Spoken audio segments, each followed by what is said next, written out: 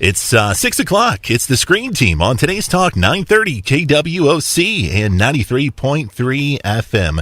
Remember, we are being brought to you by Whitworth Gift Chest Jewelers, Fearless Social, and Poplar Bluff Drywall. We've got a great show for you.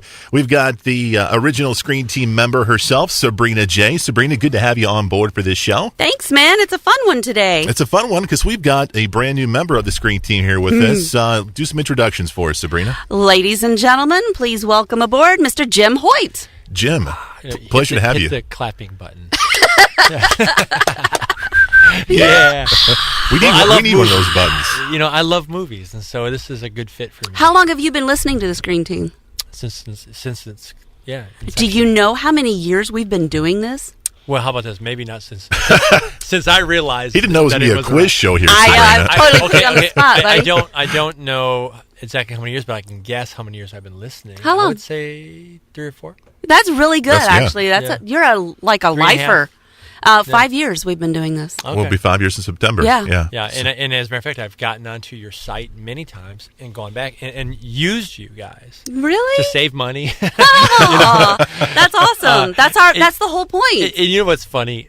And I know we're probably supposed to be talking about movies, but I look at some of the Screen Teamers and I look at their like favorite movies of 2014. Yeah. And some of the ones they've put into the top 5, I immediately discount like their credibility.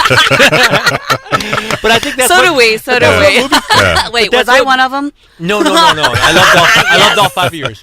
But I think that's what makes movie critics so fun because one person loves, you know, Superman and Spider-Man and while another person loves, you know, Spanglish. Yeah, you know? exactly. And so I take each person's I take it into account. And so you guys have saved me money because I have listened to your critiques and not gone to see a movie at the movie theater. Yeah.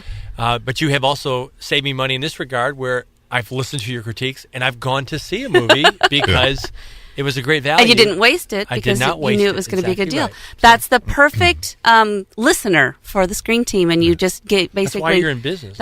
Business is probably the wrong word. That's why you do this. Yeah, right? For the good of the people. We want to make sure that they're not seeing crap or that family members don't see the wrong kind of movie, really. Yeah, that's really more about it. Some people like crap. Yeah, you know, Chris is one of them. But I mean... Hey. Those are fighting words, sister.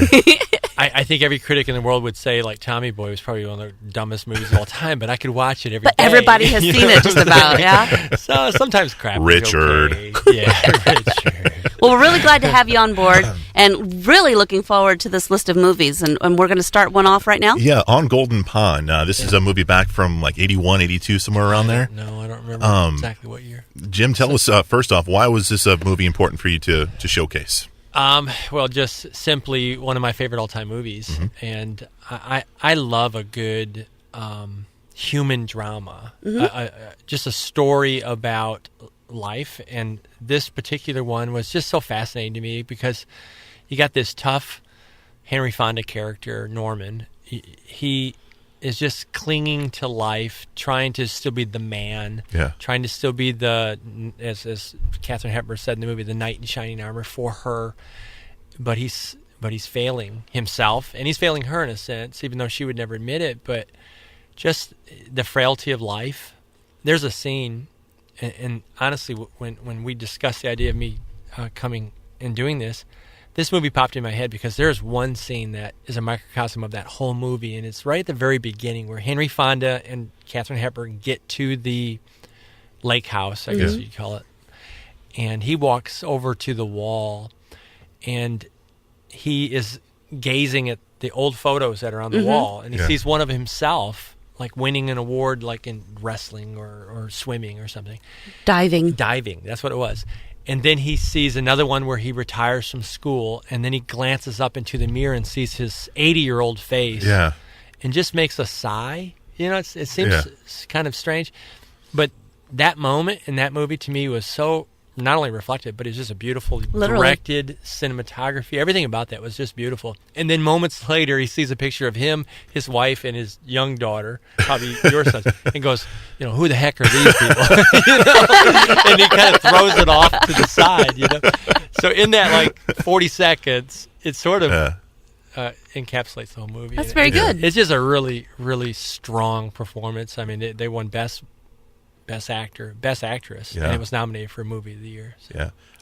To be totally honest with you, Jim, when you first picked this movie, I was like, oh man, I don't want to see this movie. And there's only one reason, not because of the type of movie it was, but it had Katharine Hepburn in it.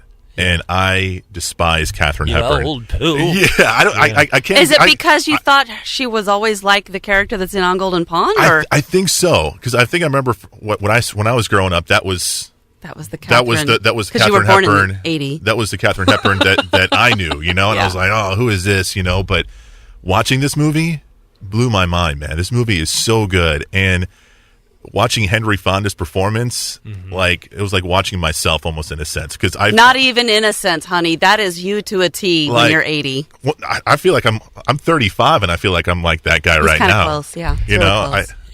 The humor laced through this whole movie. Oh yeah, so smart. Yeah, I want to just funny. Continuously call you the old poop. Yes, forever now. But even my stupid things with Katharine Hepburn, I even think she did a fabulous job in this movie. He even bragged about it in the middle of it. He goes, she did all her own stunts. Yeah. Yes. She did. Yes. She swam. When she dove into that water, the water was really cold. And when she swam to him when they were on that rock, that was really her. Yeah. And the other two actors actually had on like warming suits. She didn't. She went in all gung-ho, man. Yeah. Yeah. It was very cool. Sabrina, what are your thoughts on this film? I remember seeing this when I was younger, when it first came out. I remember actually one of the few times that I saw the Oscars as a young person, because it just wasn't that important to me at the time. But I remember seeing this that year, and when they won, and I remember thinking it was fascinating that Jane and Henry were in the same movie, father and daughter. And then, as you told me, they even had a cameo kind of appearance with her son. Yeah. So it was a 3-generation movie, and I never knew that point, and that's kind of cool. But, I grew up watching old movies on the weekends, and Katharine Hepburn was a staple on those old movies. And to me, I saw Katharine Hepburn as an older actress. I had seen her in other things, and so I knew the younger version, and to me, the iconic image of Katharine being "you old poop," is something that she got tagged with late in life. But that wasn't how everybody knows her from before that time. Yes. But I can see where people from your time would that's all they got. It's like old Elvis, new Elvis. But, I think she unfairly gets that label. Yeah. She also unfairly gets the label of cantankerous. And she probably was, kind of like Betty Davis. They kind of grew old poorly, if that's probably unfair. But just being honest, they were just kind of, cantankerous old folks. But she was heartwarming in this movie. Oh, and she was so loving and forgiving. When he fell and she held him, at the end, towards the end, and she thought he was gonna pass, and the fear rose up within me just as easily as it did within her. I mean, it was so easy to relate. I jumped on you, but I do that. Don't hurt me. But I do want to refer back to the whole movie as a whole. We've touched on how amazing the actors and stuff are, but even Jane Fonda does a pretty good job. In the shadow of those two actors is a hard shoe to fill, and she does the best job she can. But I don't see by the way you are with Katharine Hepburn. I'm that way with Jane Fonda. I'm just not a fan. Yeah, sure. And I despised her showing off her body the way she does. As fabulous as it is. It almost felt like a Transformers movie, like, showing off Megan she's Fox like, or something. Yeah, it was she's all like, oh, I've got to show off my amazing body, because that Jane Fonda, to me, is the exercise girl. Sure, she's sure. the Richard really Simmons female version. And yeah, she was hardcore in it, and she's all pointing her toes and everything. And I'm just like, oh, please, just get back in the water. But the storyline, being that she feels her father hates her, she never says dad. Yeah.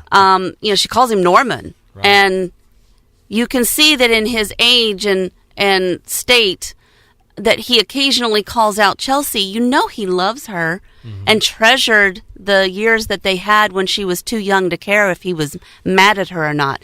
And the the story is not only about Chelsea and Norman finding a way to be friends, but you see this amazing kid who is her boyfriend's son, spend the summer with this couple and learn to get past the old poop and love the man that is.